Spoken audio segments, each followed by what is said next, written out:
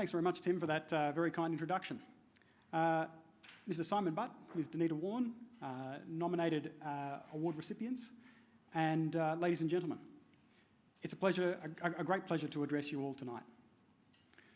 My thanks and congratulations to the Master Builders Australia for hosting a fantastic event this evening, providing us an opportunity to celebrate our industry and the excellence that we see in it.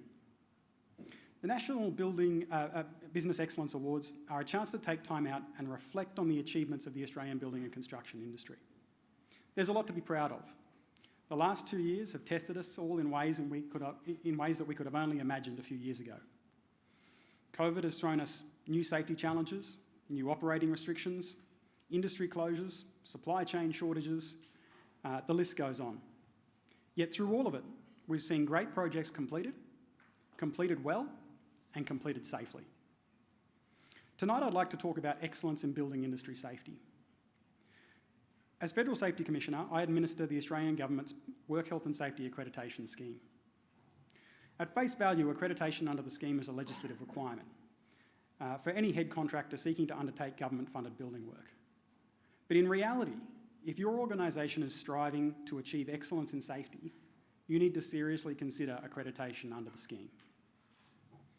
The scheme aims to ensure that every building and construction worker goes home safely every single day. At the Office of the Federal Safety Commissioner, we strive to achieve this through a collaborative approach to on-site inspection of a company's safety systems.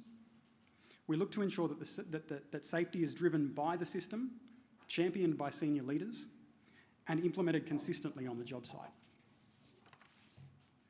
There are currently over 560 accredited companies, most of which are small or medium businesses.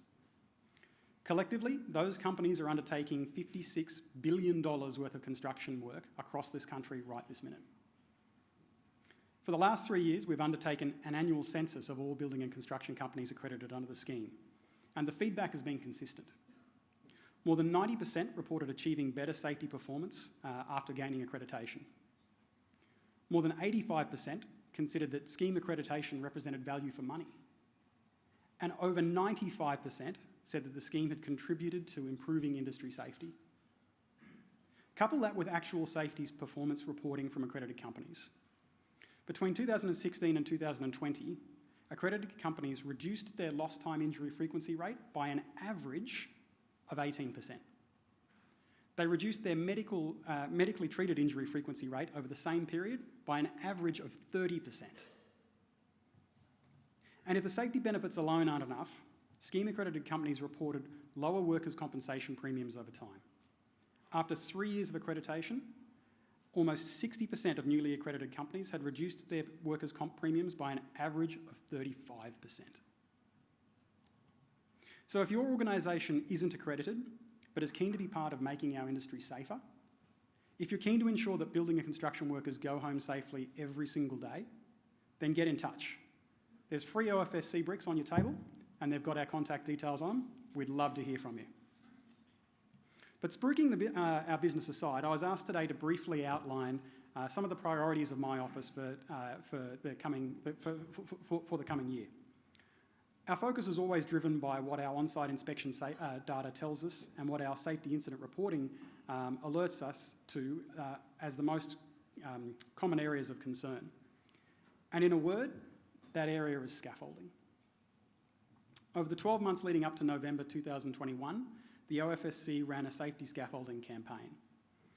That campaign found that compliance with safety requirements for scaffolding, in comparison to the trend for the previous 5 years, had actually gone backwards. So for 2022, accredited companies can expect to see more educative focus, more on-site inspections, and more collaboration with key industry partners to improve scaffolding safety compliance. Leadership on this matter needs to come from the top, though. So to the CEOs, managing directors, HSEQ managers and project managers in the room, I implore you to please review or get someone to review your safety systems around scaffolding. Ask yourself, does the system make clear who's responsible for the scaffolding at all times? Does it ensure that there's rigorous checks that the scaffolding is built to design before it's put into use? Does it ensure that there are regular inspections against the design whilst it's in use